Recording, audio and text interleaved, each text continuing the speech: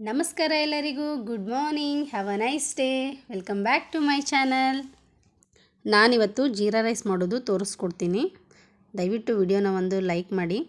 ಜೀರಾ ರೈಸ್ಗೆ ಬೇಕಾಗುವಂಥ ಸಾಮಗ್ರಿಗಳು: ಸ್ವಲ್ಪ ಕೊತ್ತಂಬರಿ, ಪುದೀನ, ಈರುಳ್ಳಿ, ಪಲಾವ್ ಎಲೆ, ಶುಂಠಿ ಬೆಳ್ಳುಳ್ಳಿ ಪೇಸ್ಟ್. ಕುಕ್ಕರ್ ಇಟ್ಕೊಂಡು ಸ್ವಲ್ಪ ಎಣ್ಣೆ ಹಾಕ್ಕೊಳ್ಳಿ. ಆದಷ್ಟು ಎಣ್ಣೆನ ಕಡಿಮೆ ಬಳಸಿ. ಎಣ್ಣೆ ಕಾಯಬೇಕು. ಎಣ್ಣೆ ಕಾಯ್ದಾದ ನಂತರ 1-2-3 ಪಲಾವ್ ಎಲೆ ಹಾಕಿ, ನಂತರ ಸ್ವಲ್ಪ ಶುಂಠಿ ಬೆಳ್ಳುಳ್ಳಿ ಪೇಸ್ಟ್. ಗ್ಯಾಸ್ನ ಸ್ವಲ್ಪ ಲೋ ಫ್ಲೇಮಲ್ಲಿ ಇಡಿ. ಅದು ಸ್ವಲ್ಪ ಆಗಲಿ, ಸ್ವಲ್ಪ ಫ್ರೈ ಮಾಡ್ಕೊಳ್ಳಿ. ಅದನ್ನು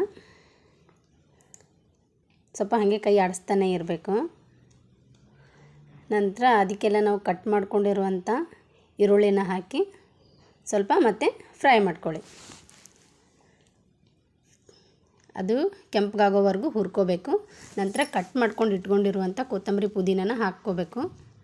ಒಂದು ವೇಳೆ ನೀವು ಇದರಲ್ಲಿ ಪುದೀನ ಹಾಕಲಿಲ್ಲ ಅಂದರೂ ಸ್ಕಿಪ್ ಮಾಡಿದರೆ ನಡೆಯುತ್ತೆ. ಅದು ನಿಮ್ಮ ರುಚಿಗೆ ತಕ್ಕಂತೆ. ನಾನು ಇದ್ರೊಳಗೆ ಹಸಿಮೆಣಸಿನ್ಕಾಯಿ ಹಾಕಿಲ್ಲ, ಯಾಕಂದರೆ ನನ್ನ ಮಕ್ಕಳು ತಿನ್ನಲ್ಲ, ಜಾಸ್ತಿ ಖಾರ ತಿನ್ನಲ್ಲ ಅಂಥೇಳಿ ನಾನು ಅವರಿಗೇನು ಹಾಕಲ್ಲ. ನೀವು ಬೇಕಿತ್ತಂದರೆ ಇದಕ್ಕೆ ಹಸಿಮೆಣಸಿನ್ಕಾಯಿ ಹಾಕ್ಕೋಬಹುದು. ಅದಿವಾಗ ಫ್ರೈ ಆಗಲಿ. ನಿಮ್ಮ ರುಚಿಗೆ ತಕ್ಕಷ್ಟು ಉಪ್ಪು ಹಾಕ್ಕೋರಿ.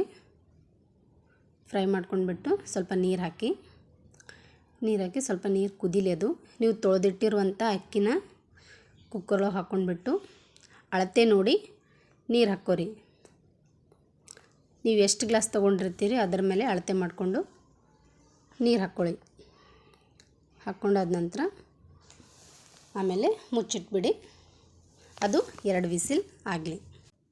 ನಾವು ಇದನ್ನು ಮುಚ್ಚಿಟ್ಬಿಡೋಣ ಒಂದು 5 ನಿಮಿಷ.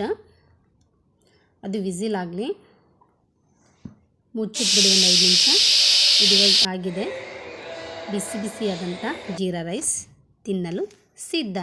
ಈ ವಿಡಿಯೋ ನಿಮ್ಗೆ ಇಷ್ಟ ಆದರೆ ಲೈಕ್ ಮಾಡಿ.